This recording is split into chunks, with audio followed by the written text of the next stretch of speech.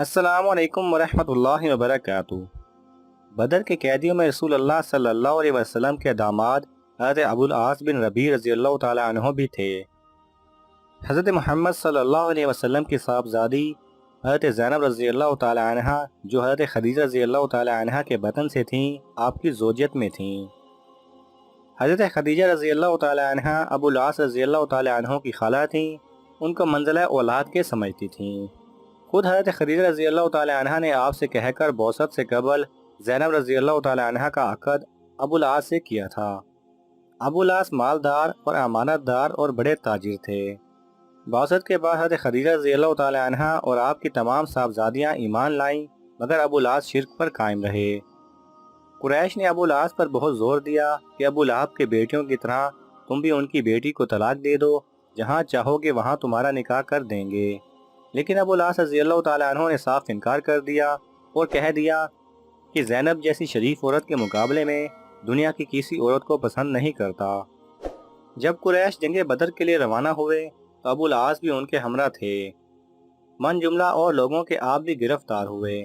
अहले मक्का ने जब अपने अपने कैदियों का फिदिया रवाना किया तो हज़रत ज़ैनब रज़ी अल्लाह ताला अन्हा ने अपने शोहर अबुल आस के फिदिया में अपना वो हार भेजा जो हज़रत खदीजा रज़ी अल्लाह ताला अन्हा ने शादी के वक्त उनको दिया था। हज़रत सल्लल्लाहु अलैहि वसल्लम उस हार को देखकर आप दीदा हो गए और सहाबा से फरमाया कि अगर मुनासिब समझो तो इस हार को वापस कर दो और इस कैदी को छोड़ दो। उस वक्त तस्लीम और इनकियाद की गर्दनें खम हो गईं, कैदी भी रिहा कर दिया गया और हार भी वापस हो गया। मगर रसूल अल्लाह सल्लल्लाहु अलैहि वसल्लम ने अबुल आस से ये वादा ले लिया कि मक्का पहुंचकर ज़ैनब को मदीना भेज दें। अबुल आस ने मक्का पहुंचकर ज़ैनब को जाने की इजाज़त दे दी और अपने भाई कुनाना बिन रबी के हमरा रवाना किया। कुनाना ने ऐन दोपहर के वक्त हज़रत ज़ैनब रज़ी अल्लाह ताला अन्हा को ऊँट पर सवार कराया और हाथ में तीर कमान ली और रवाना हुए। आप उनकी साहबजादी का आलुल ऐलान मक्का से रवाना होना कुरैश को शाक मालूम हुआ। चुनांचे अबू सुफियान वगैरह ने ज़ी दावी में आकर ऊँट को रोक लिया और ये कहा कि हमको घर की बेटी को रोकने की ज़रूरत नहीं, लेकिन इस तरह एलानिया तौर पर ले जाने में हमारी जिल्लत है। मुनासिब यह है कि इस वक्त तो मक्का वापस चलो और रात के वक्त लेकर रवाना हो जाओ। कुनाना ने इसको मंजूर किया। अबू सुफियान से पहले हुबार बिन असवद ने, जो बाद में चलकर मुसलमान हुए, जाकर ऊँट रोका और हज़रत ज़ैनब रज़ी अल्लाह ताला अन्हा को डराया। खौफ से हमल साकित हो गया। उस वक्त कुनाना ने तीर कमान संभाल ली और ये कहा कि जो शख्स ऊँट के करीब भी आएगा, तीरों से उसके जिस्म को छलनी कर दूंगा। अलगर्ज कुनाना मक्का वापस आ गए और 2-3 रातें गुजरने पर शब को रवाना हुए। इधर रसूल अल्लाह सल्लल्लाहु अलैहि वसल्लम ने ज़ैद बिन हारिस और एक अंसारी रज़ी अल्लाह ताला अन्हुमा को हुक्म दिया कि तुम जाकर मकाम बतन या जज में ठहरो। जब ज़ैनब आ जाएं तो उनको अपने हमरा ले आना।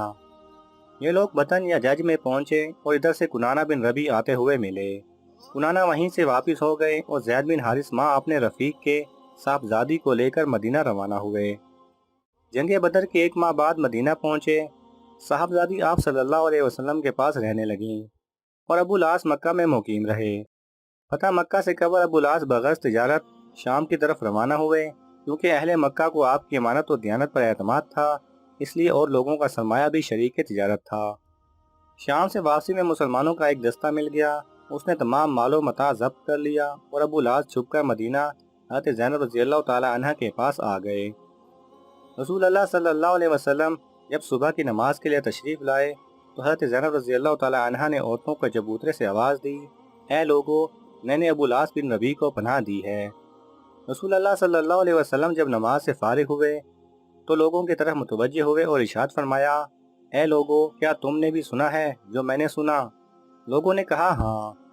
आप सल्लल्लाहु अलैहि वसल्लम ने फरमाया, कसम है उस ज़ात पाक की, मोहम्मद की जान उसके हाथ में है, मुझको इसका मुतलक इल्म नहीं जो और जिस वक्त तुमने सुना मैंने सुना। तहकीक खूब समझ लो कि मुसलमानों में अदना से अदना और कमतर से कमतर भी पनाह दे सकता है। और ये फरमाकर साहबजादी के पास तशरीफ़ ले गए और ये फरमाया, ए बेटी, इसका इकराम करना मगर खलवत ना करने पाए, क्योंकि तू इसके लिए हलाल नहीं, तू मुसलमान है और वो शिरको काफिर।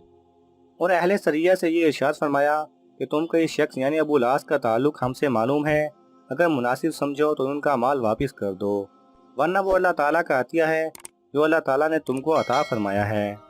اور تم ہی اس کے مستحق ہو۔ یہ سنتے ہی صحابہ کرام نے کل مال واپس کر دیا۔ کوئی ڈول لاتا تھا اور کوئی رسی، کوئی لوٹا اور کوئی چمڑے کا ٹکڑا۔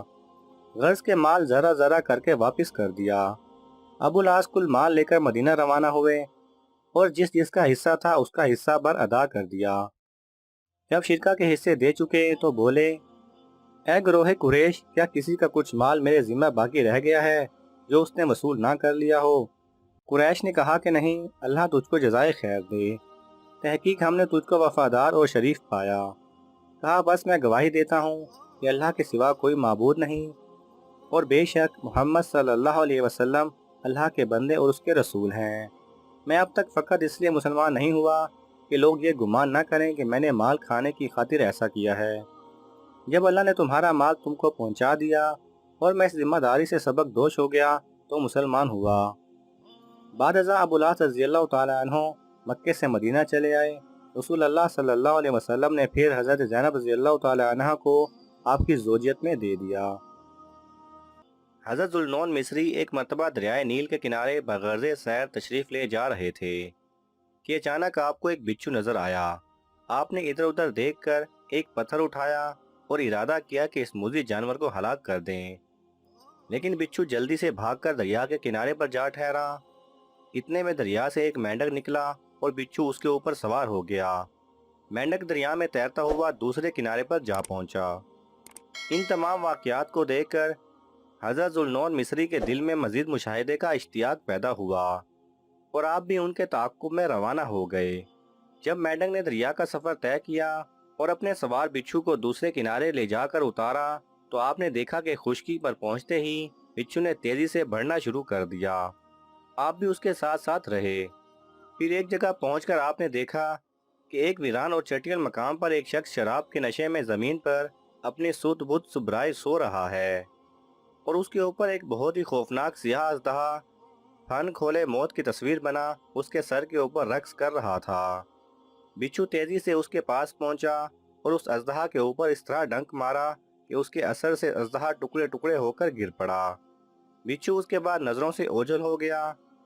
آپ نے جب یہ واقعہ دیکھا تو اس شخص کو جگایا۔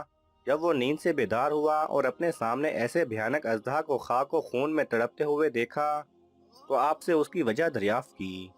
آپ نے اسے تمام واقعہ کہہ سنایا۔ یہ سن کر وہ شخص سجدے میں گر گیا اور اللہ تعالیٰ سے رجوع ہو کر گڑ گڑانے لگا کہ اے اللہ، جب تو اپنے نافرمانوں پر اس قدر مہربان ہے تو اپنے اطاعت گزاروں کے ساتھ کس قدر لطف و کرم سے پیش آتا ہوگا۔ تیری عزت و جلال کی قسم، اب آئندہ تیری نافرمانی نہیں کروں گا۔ اس کے بعد وہ ایک شعر پڑھتا ہوا چلا گیا جس کا ترجمہ یہ ہے، اے سونے والے، خدا تیری ہر اس بری چیز سے نگہبانی کرتا ہے جو اندھیرے میں چلتی ہے۔ ایسے بادشاہ کی طرف سے آنکھیں کیوں کر سوتی ہیں جو عمدہ نعمتیں عطا فرماتا ہے۔